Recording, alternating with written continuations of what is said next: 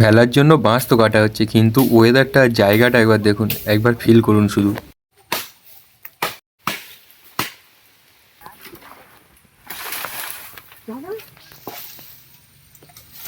Hello guys, আশা করছি আপনারা সবাই ভালো আছেন। চলে এসেছি আরও একটি নতুন ভিডিও নিয়ে। এর আগে আমার চ্যানেলে আরও অনেক মান্দাস বাজানো বা ভেলা বাজানোর ভিডিও আপনারা দেখেছেন। তো এবছর আমাদের এখানেও একটি ভেলা বাজানো হবে। তো সেটা কিভাবে হয় প্রথম থেকে শেষ পর্যন্ত প্রস্তুতি আমার এই চ্যানেলে একটি সিরিজ অনুযায়ী পোস্ট করা হবে। তো আজকের আমাদের প্রথম কাজ শুরু হচ্ছে বাঁশ কাটা দিয়ে। আমরা কিছু বন্ধু মিলে চলে এসেছি একটা জায়গায়। তো এখান থেকে কিছু বাঁশ কাটবো এবং বয়ে নিয়ে যেখানে মান্দাসটা হবে সেখানে নিয়ে যাব। এই ভিডিওর মাধ্যমে আপনারা সম্পূর্ণ তথ্য পাবেন কিভাবে ভেলা তৈরি হয়। তো অবশ্যই করে চ্যানেলটিকে সাবস্ক্রাইব করে রাখবেন আরও পরবর্তী ভিডিওগুলি পাওয়ার জন্য।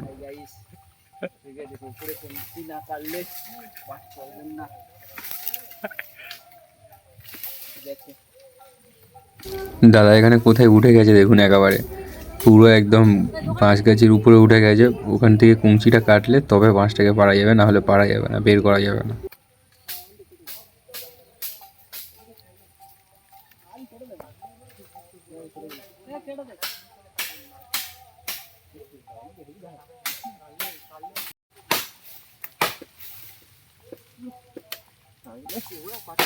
এখানে আরও একটি বন্ধু আরও একটা বাঁশ কাটছে দেখুন। কিছু এখানে 4-5টা মতন আমাদের বাঁশ কাটা হবে।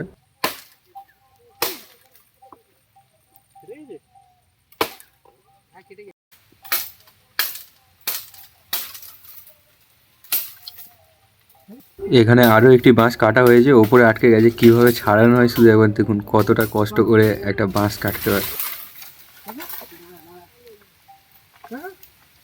অনেক উপরে বাঁশটা আটকে আছে, তাই আর ওঠা যাবে না, নিচ থেকে টেনে লাগাতে হবে। তো শেষ পর্যন্ত দেখুন আর 2-1টা বাঁশ বাকি রয়েছে, কেটে নিয়ে বেরিয়ে যাব এবং আপনাদেরকে দেখাবো যে কটা বাঁশ কাটা হলো।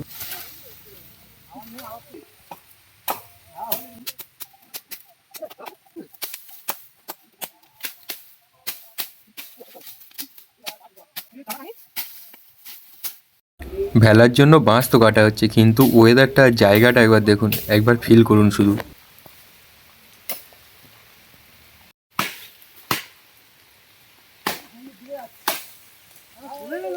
তো আমাদের বাঁশ কাটা এখানে কমপ্লিট। এখানে এবার নিয়ে যাওয়ার পালা। তো দেখুন বাঁশটা টেনে তুলছে, আর বাঁশটা কতটা বড় দেখুন, আর কীভাবে আটকে যাচ্ছে।